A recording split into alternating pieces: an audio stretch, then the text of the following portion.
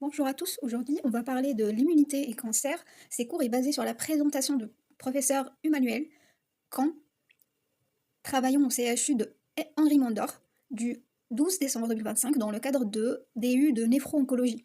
On commencera par les rappels fondamentaux, on abordera l'histoire et la biologie. Le lien entre inflammation et cancer est historiquement reconnu.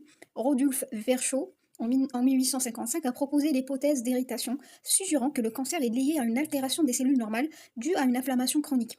Il a notamment étudié le cancer de la vessie induit par schistosoma, interprété comme une réaction inflammatoire. Ensuite, en 1909, Paul Ehrlich a introduit l'idée d'une fonction suppressive du tumeur du système immunitaire, posant les bases du concept de magic bullets, qui est les anticorps ciblés. Ensuite, on va parler de la surveillance immune. Le concept de surveillance immune postule que le système immunitaire identifie et élimine les cellules transformées.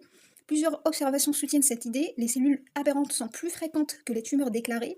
La plupart des tumeurs sont infiltrées par le système immunitaire et l'immunosuppression est un facteur de risque de cancer. L'âge est un facteur de risque de cancer ainsi que de l'immunosuppression.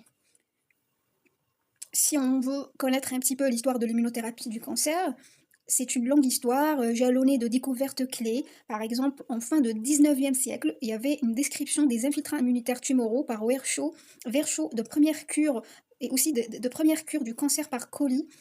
Ensuite, en 1955, il y avait une hypothèse de cancer immunosurveillance par Thomas E. Burney.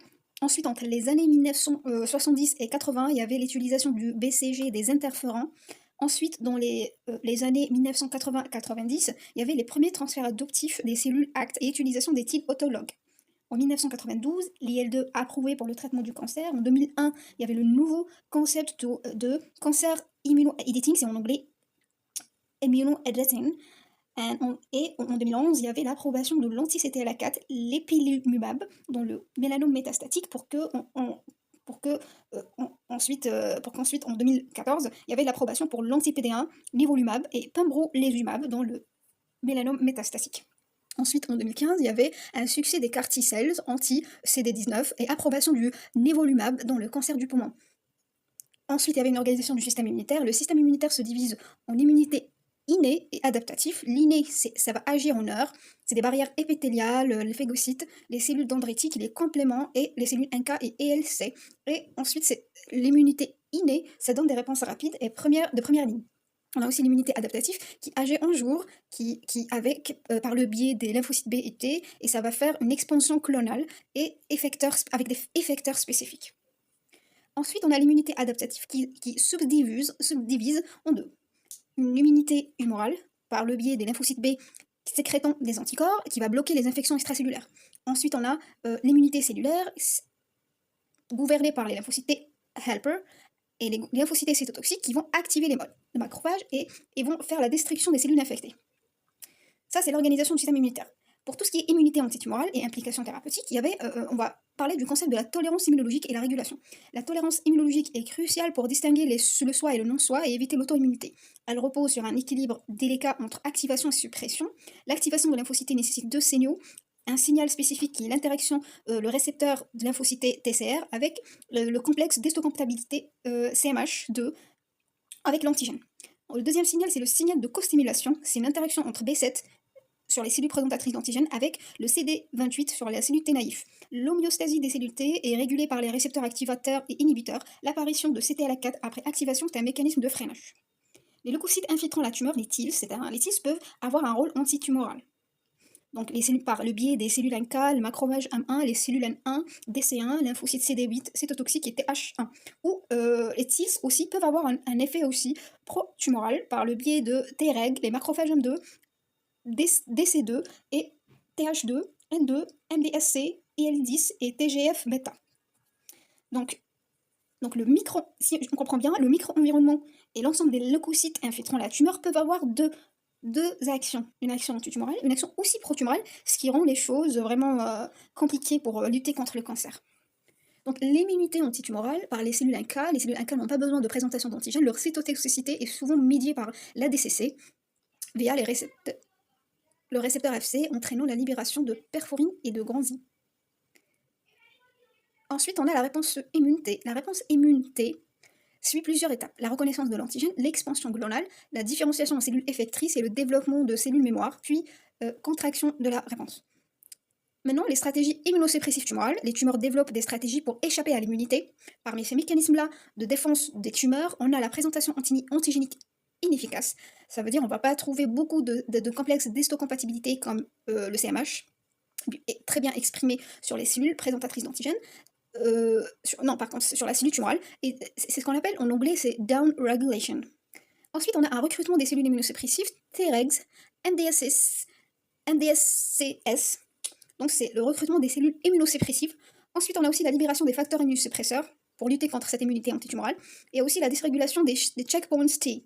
Les synapses immunologiques est un équilibre entre des signaux positifs, CD28B7, CD40 ligand CD40, et négatifs comme CTLA4 B7, PD1, PDL1, TIM3, LAG3 et VISTA.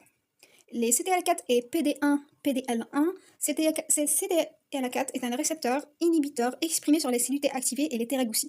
Il a une forte affinité pour B7, entrant en compétition avec le CD28 et réduisant l'activation de la cellule T. L'inhibition des points de contrôle immunitaire est une stratégie thérapeutique majeure. L'anti-CTLA4, qui est l'ipilimumab, agit au niveau ganglionnaire et lève le frein à l'amorçage T. L'anti-PD1, l'anti-PDL1, nivolumab, pembrolizumab, agit au niveau du site tumoral et restaure l'activité T effectrice.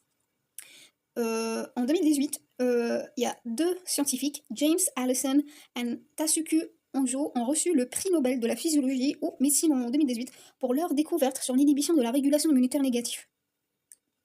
Ensuite, on a, parmi les implications thérapeutiques, on a les anticorps bispécifiques.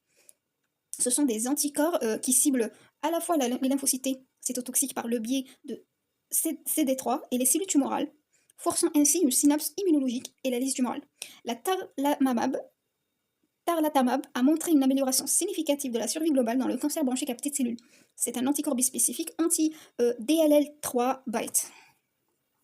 L'efficacité clinique et toxicité, les immunothérapies ont transformé le traitement de cancer, certes, que ce soit en monothérapie avec une survie prolongée à long terme chez 10 à 30% des patients, ou bien en combo, en combinaison, ce qui a permis d'atteindre 50 à 60% de survie globale, mais avec une toxicité accrue.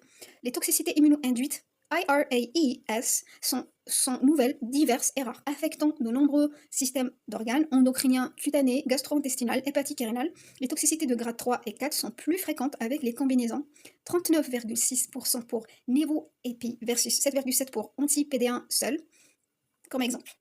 Maintenant, on va parler de l'immunité, je pense que c'est le dernier point, l'immunité pro-tumorale et immunoediting. Donc, l'immunité pro-tumorale, c'est les cellules tumorales et il faut savoir que les cellules tumorales et le micro-environnement peuvent détourner les voies de régulation immunitaire. Les cellules T régulatrices, qui représentent 20 à 50% des TILs, jouent un rôle clé dans l'inhibition de la réponse immunitaire via les cytokines immunosuppressifs, comme les L10 et TGF-bêta, et des récepteurs inhibiteurs comme CTLA4, PD1. Le TGF-bêta est un médiateur majeur de l'immunosuppression tumorale, agissant sur nombreuses cellules immunitaires pour inhiber la cytotoxicité et favoriser des profils suppressifs. L'immunoediting, c'est le concept qui décrit la relation dynamique entre le système immunitaire et le cancer en 3 phases. Première phase, c'est l'élimination, donc le système immunitaire va détruire les cellules tumorales. Ensuite, il y a une phase d'équilibre, durant laquelle le système immunitaire contrôle la croissance tumorale, mais les clones résistants sont sélectionnés. Et finalement, il y aura un échappement. C'est la tumeur qui échappe au contrôle immunitaire et progresse cliniquement. Ce processus est influencé par des facteurs comme l'inflammation chronique, les mutations génétiques et la pression de sélection immunitaire. En quelque sorte, c'est le système immunitaire qui exerce une pression de sélection sur la tumeur, favorisant à terme la survie des cellules tumorales moins immunogènes et les plus résistantes. Je pense qu'on est arrivé à la fin. Je vous remercie pour votre attention.